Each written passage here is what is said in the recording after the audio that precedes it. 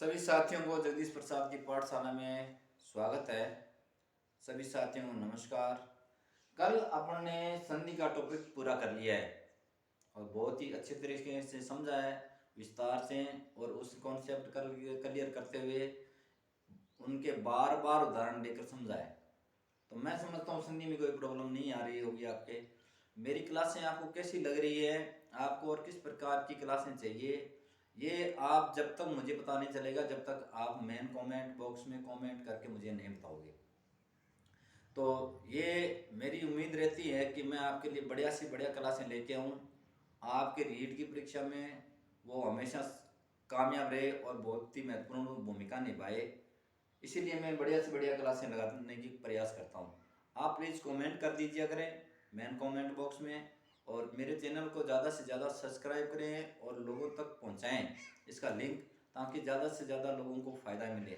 एक बात। दूसरी बात, अब की बार जो रीट का पेपर होने जा रहा है उसका पैटर्न चेंज होगा, और बताया जाता है कि सब्जेक्ट का एक अलग से पेपर रखा जाएगा।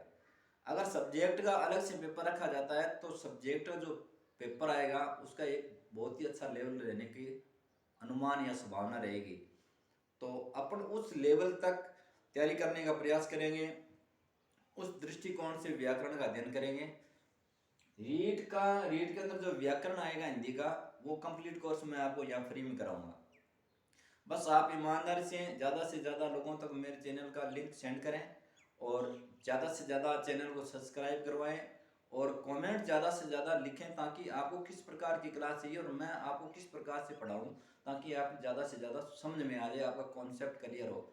इसी उम्मीद के साथ में आज अपने एक नया टॉपिक शुरू करते हैं। और नया टॉपिक क्या है? उपसर्ग। नया टॉपिक है उपसर्ग। अब उपसर्ग में किस प्रकार के प्रश्न बनने की संभावना है उस पर विचार करते हैं। देखो, पहला प्रश्न तो यहां बन सकता है कि उप और सर्ग ये दो शब्दों से मिलकर बना हुआ है, दो पदों से मिलकर बना हुआ है। एक उप है, एक सर्ग। तो ये जो एक तो उप आएगा, एक सर्ग आएगा, ये दो भागों में बटा हुआ है उपसर्ग। अब उपसर्ग है, इसमें उप का क्या अर्थ है? तो उप का अर्थ है टुकड़ा, और सर्ग का अर्थ है निर्माण करना। क्या है? निर्माण करना। सर्ग का क्या अर्थ है? निर्माण करना। पहला प्रश्न तो यहां बनेगा, यहां से पूछ सकता है एग्जामिनर। दूसरी बात, दूसरा प्रश्न यहां पूछा जा सकता है कि हिंदी में उपसर्ग कितने हैं? तो है 22। इसका आंसर क्या है? 22 है। आपकी फर्स्ट या सेकेंड लैंग्वेज संस्कृत रहती है, तो संस्कृत के बारे में भी पूछा जा सकता है कि संस्कृत में कितने उपसर्ग है। तो संस्कृत में भी कितने हैं? 22 है। इसके साथ में लगे एक प्रश्न और बन जाता है कि विदेशी उपसर्ग कितने हैं? विदेशी, तो विदेशी उपसर्ग है 26। पहला प्रश्न यहां कंप्लीट हो गया। उप का क्या अर्थ है, सर्ग का क्या अर्थ है। दूसरा अर्थ यहां, दूसरा प्रश्न यहां ले लिया कि हिंदी में कितने उपसर्ग हैं और संस्कृत में कितने उपसर्ग हैं और विदेशी कितने उपसर्ग हैं। तो हिंदी में 22 उपसर्ग है, संस्कृत में 22 उपसर्ग है और विदेशी 26 उपसर्ग है। इतनी बात समझ में आ गई। अब चलते हैं आगे। और प्रश्न कहां बनने की संभावना है? और प्रश्न बनने की संभावना यहां ये है कि ये जो होते हैं ना, ये शब्दांश होते हैं। जो उपसर्ग होते हैं क्या होते हैं? शब्दांश होते हैं। तो ये शब्दांश होते हैं, ये स्वतंत्र रूप से नहीं आते, ये किसी शब्द के पहले लगते हैं। तो तीसरा प्रश्न क्या बनता है? शब्द के पहले लगते हैं। क्या लगते हैं? पहले लगते हैं। तीन बात। चौथी बात ये है कि ये नया अर्थ प्रदान करते हैं, प्रदान करते हैं। किसी भी शब्द के साथ में ये पहले लगेंगे और उसका या तो नया अर्थ प्रदान कर, इसको ऐसे भी लिख सकते हैं, अर्थ बदल देते हैं, बदल देते हैं। ये बात भी है भी नया अर्थ प्रदान करते हैं या शब्द बदल देते हैं। ये वाक्यांश शब्दांश होते हैं, ये स्वतंत्र रूप से नहीं प्रयुक्त होते। अब जो मैंने बात कही थी ना कि भाई शब्द का अर्थ कैसे बदलते हैं, उस पर विचार करते हैं पहले। तो जैसे अपन ने ले लिया हार शब्द, अब हार के साथ में आ उपसर्ग है, अभी उपसर्ग है, पर उपसर्ग है, परि उपसर्ग है और वी उपसर्ग। इन उपसर्गों को लगाते हैं और देखते हैं क्या हार शब्द का अर्थ बदलते हैं या नहीं बदलते हैं। जैसे सीधा हार का अर्थ तो क्या है, हार का अर्थ हार जाना, हार जाना, पराजित होना, क्या पराजित होना। ठीक है, अब देखो हार के साथ में हमने लगा दिया आ उपसर्ग, तो क्या बन गया आहार, अर्थ बदल गया ना। यहाँ तो हारना होता है, यहाँ आहार का मतलब भोजन, तो यह तो बदल गया ना। अब एक उदाहरण और लेते हैं, जैसे अभी है, अभी नहीं आएगा इसमें, प्र है, जिसे प्र हार लगा दिया तो इसका मतलब होता है चोट पहुंचाना। क्या अर्थ होता है इसका, चोट पहुंचाना। दो बात, अब हमने लिख दिया हार के साथ में परिहार लगा दिया, क्या लगा दिया परिहार, तो परिहार का क्या अर्थ हो गया त्यागना, त्यागना। अब हार के साथ वी लगा देते हैं उपसर्ग, विहार, विहार का मतलब घूमना। तो यहां पर ये तीसरा प्रश्न तो ये भी स्पष्ट हो गया ना कि ये किसी भी शब्द के साथ में लगेंगे और पहले लगेंगे। पहली बात तो पहले लगेंगे शब्द के, और शब्द के पहले लग करके उस शब्द का ही अर्थ बदल देंगे। तीन बात हमने ये तीनों बातें यहाँ क्लियर कर ली है, स्पष्ट कर ली है। जो बात कर रहे हैं उसको उदाहरण के माध्यम से, प्रैक्टिकल के माध्यम से समझते जा रहे हैं। और चौथा प्रश्न क्या बनता है, चौथा प्रश्न बनता है कि किसी शब्द में एक से अधिक उपसर्ग आते हैं, एक से अधिक उपसर्ग भी आ सकते हैं। तो एग्जामिनर प्रश्न क्या पूछेगा, एग्जामिनर जो है वो प्रश्न ये पूछेगा कौन से शब्द में एक से अधिक उपसर्ग है, कौन से शब्द में एक से अधिक उपसर्ग है, ये पूछ सकता है। जैसे एक है निर्भीमान,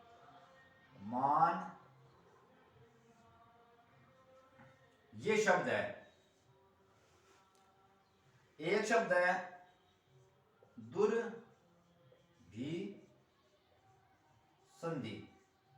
ये शब्द है। अब इन दोनों शब्दों में हम प्रैक्टिकल कर देखेंगे क्या एक से अधिक उपसर्ग आते हैं। तो अगर इस शब्द की बात करें ना तो इसमें एक तो आ गया निर उपसर्ग आ गया, एक आ गया अभी, दो उपसर्ग आ गया और फिर आया मान। तो इसमें एक बात तो ये स्पष्ट होगी कि एक से अधिक उपसर्ग आते हैं। तो प्रश्न यहां पूछा जा सकता कौन से शब्द में कि एक से अधिक उपसर्ग है, पहला प्रश्न। दूसरा शब्द ये पूछ रहे हैं मूल शब्द कौन सा, किस मूल शब्द के साथ में उपसर्ग लगा है। तो मूल शब्द क्या है, मान है, ये मूल शब्द है, क्या है, ये मूल शब्द है। तो प्रश्न इस प्रकार से पूछ सकते हैं कि इसमें कौन सा उपसर्ग है और कौन सा मूल शब्द है, ये भी पूछ सकते हैं। अब इसकी बात करते हैं तो दूर प्लस अभी प्लस सम प्लस धी। अब देखो इसके अंदर दूर उपसर्ग भी है, अभी उपसर्ग भी है, सम उपसर्ग भी है, तो तीन तीन उपसर्ग आ गए ना, ये तीनों क्या है, उपसर्ग है। तो मूल शब्द क्या है, धी। ये क्या है, मूल शब्द है, मूल शब्द है। तो इस प्रकार से प्रश्न क्या बनेगा, प्रश्न ये बनेगा कौन से शब्द में एक से अधिक उपसर्ग है। एक प्रश्न ये पूछा जा सकता है, या एक प्रश्न ये पूछा जा सकता है इसमें मूल शब्द क्या है, मूल शब्द कौन सा है, दूर, अभी, सम या धी। तो यहाँ हमें मूल शब्द का ध्यान रखना है। 4-5 प्रकार से ये प्रश्न आपसे पूछे जा सकते हैं। इस प्रकार से यहाँ से अगर अलग से हिंदी के व्याकरण का पेपर आया ना, तो उसका पेपर का लेवल बहुत अच्छा रहने की संभावना है, और अच्छा रहेगा तो एग्जामिनर इस प्रकार से प्रश्न पूछने की ज्यादा कोशिश करेगा, ताकि इस प्रकार के दृष्टिकोण से हमें तैयारी करनी जरूरी हो गई है, क्योंकि वो प्रश्न इसी प्रकार से ही पूछेगा। इतनी बात आपके समझ में आ गई। एक प्रश्न और पूछ सकता है वो, जैसे हमने लिख दिया ये अति उपसर्ग है, तो इसका अर्थ पूछ सकता है। क्या पूछ सकता है, अर्थ। प्रश्न कैसे पूछेगा, प्रश्न इस प्रकार से पूछेगा, कौन से उपसर्ग का अर्थ अधिक है, अधिक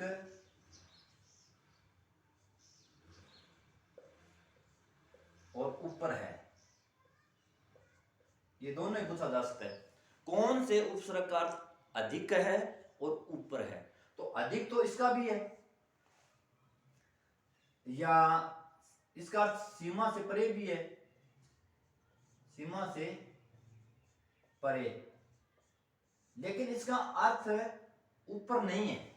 ऊपर किसका अर्थ है, अधिक है, अधिक है। तो अधिक है कौन कौन से अर्थ हुए, एक तो हो गया अधिक,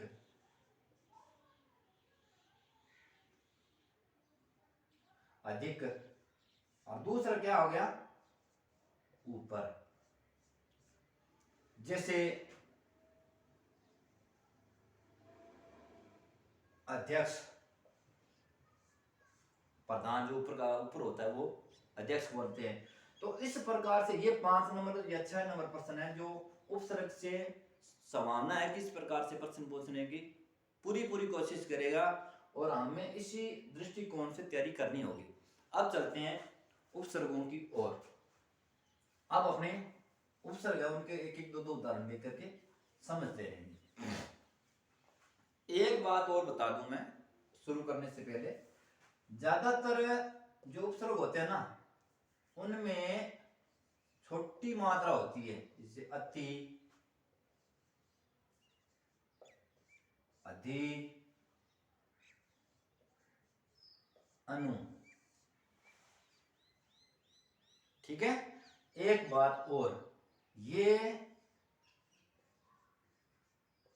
अव्यय होते हैं, जो उपसर्ग होते हैं वो अव्यय होते हैं, इसीलिए ये अव्ययी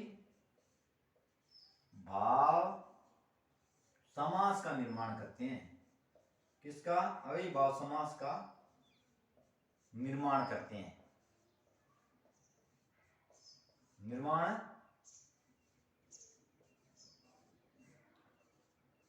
करते हैं। इतनी बात समझ में आ गई। आगे एक पॉइंट और है जहां पर हम विचार कर लेते हैं कि हम आखिर उपसर्ग इतने सरल है तो फिर हम गलती क्यों करते हैं, हमारे उपसर्ग गलत क्यों होते हैं। कई बार क्या होता है ना कि जैसे उपसर्ग आ गया ये, उपसर्ग आ गया ये, अति और अधिक, और एक उपसर्ग आ जाता है अनु। ये 3 उपसर्ग ऐसे हैं भाई बंधुओं कि इनके साथ में कोई शब्द लग गया ना, तो उस शब्द के साथ में ये संधि भी कर लेते हैं। जैसे अति का अंत के साथ में क्या हो गया, मेल हुआ, तो इसमें संधि हो जाती है। और कौन सी संधि हो जाती है, यण। यण संधि होकर के ये तय तो आधा बन जाता है, इस ई की मात्रा का ये बन जाता है, ये मात्रा लग जाती है, बाकी तय का तय आ जाता है। जैसे ए तो ए आ गया और तय आधा हो गया, और इस ई की मात्रा का यह बन गया, और ये इसके साथ में लग करके पूरा हो गया, और तय का तय आ गया। अब इसमें से अति उपसर्ग निकालना या समझना हमारे लिए कल्पना से कई बार बाहर हो जाता है, क्योंकि यहाँ संधि होकर के ये उपसर्ग है, ये अपना रूप भी बदल लेते हैं। तो इस बात का भी खास तौर पर ध्यान रखना कि जो उपसर्ग है किसी शब्द के साथ में लगकर संधि भी कर लेते हैं। संधि करने के बाद में अगर हमें वो संधि हमें पता है तो उस उपसर्ग को हम अलग कर सकते हैं, नहीं तो उपसर्ग को हम अलग नहीं कर सकते। एक तो उपसर्ग का ध्यान रखना, एक मूल शब्द का भी ध्यान रखना है। कई बार उपसर्ग और प्रत्यय दोनों मिलकर भी शब्द का निर्माण कर देते हैं, ठीक है, इस बात का ध्यान रखना। जैसे ये है ए का तो ए आ गया, अधि प्लस अन, यन। अब ये देखो, ये नहीं अक्स लिख लेते हैं ताकि आपको समझने में आसानी हो जाए। अब ये बंदा क्या करता है कि ए का तो आ गया ए, क्या आ गया ए, और ये दया हो गया आधा, और ये ई की मात्रा ये बन गया ये, ठीक है, और ये है आधा, इसके साथ ए की मात्रा लगी थी, ये हो गया पूरा, तीसरे गया यक अक्ष अध्यक्ष, ये बनेगा। अब इसमें से अधि उपसर्ग निकालना थोड़ा सा मुश्किल लगता है जब तक हमें ये संधि नहीं आएगी। तो ऐसे भी उदाहरण आएंगे, और यहां हम गलती न करें तो इस दृष्टिकोण से भी पढ़ना है। एक जैसे ये है, जैसे अनु प्लस ईक्षण, या आ गया ईक्षक, तो अब ये अनु इन दोनों के साथ में संधि कर लेगा। संधि करने के बाद में जो ये न है ना, ये तो हो जाएगा आधा, ए के बाद न हो गया आधा, और ऊ की मात्रा का क्या बनेगा वह, और ये मात्रा इसके साथ में लगी तो वी, और पीछे बचा क्षण, तो क्षण का क्षण लगा दो, अनवीक्षण। इसी प्रकार से ये बनेगा अनवीक्षक। तो उपसर्ग इस प्रकार से भी अपना रूप बदल लेते हैं संधि करने के बाद में। तो प्रश्न ऐसे भी पूछा जा सकता है, इन चीजों का आपको खास तौर पर ध्यान रखनी है। अब एक दो उदाहरण कर लेते हैं उपसर्गों का, और फिर क्लास करते हैं समाप्त, और कल अपन उपसर्ग करेंगे बाकी। तो पहले ले लेते हैं अति। अति का अर्थ होता है अधिक, क्या होता है, अधिक या सीमा से परे, सीमा से परे, ये तो हो गया इसका अर्थ। अब जैसे एक आ गया अति के साथ में सार, अति के साथ में आ गया भार, अति के साथ में आ गया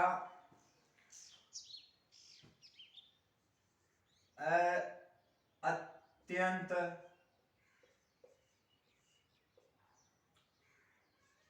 अत्युक्त। ये कुछ उदाहरण है जो हमें याद रखने हैं, ठीक है। एक और लिख लेते हैं इसमें उदाहरण है, वो उदाहरण खास तौर पर है अति प्लस इतर। देखो आ गया ना। अब इसके अंदर क्या हो जाएगा, दीर्घ संधि हो जाएगी, क्या हो जाएगी, दीर्घ संधि हो जाएगी। तो दीर्घ संधि होकर क्या बनेगा, अतीत। अब यहां से अगर अति उपसर्ग निकालेंगे ना तब हमें पसीना आएगा। तो हमें संधि अगर याद है तो हमें पता है अति उपसर्ग के अंदर, अतीत के अंदर अति उपसर्ग है। इस बात का आपको ध्यान रखना है खास तौर पर, ठीक है। आगे करते हैं,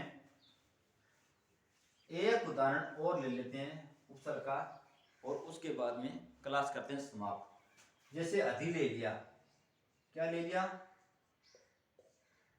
अधि उपसर्ग है। अब इसके साथ में उदाहरण आ गया, जैसे पहला आ गया अध्यक्ष, अर्थ ले तो ऊपर आ गया, और अधिक आ गया,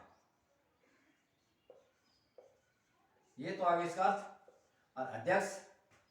और दूसरा आ गया अध्ययन, ये आ गया, और अधितन, अधितन अध्यक्ष अध्ययन, अध्यवसाय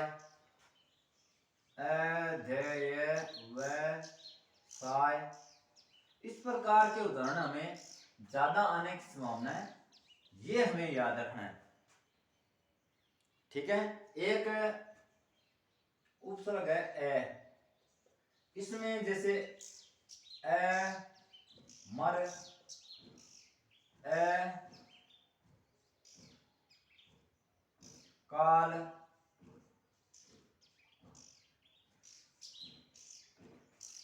ए मूर्त,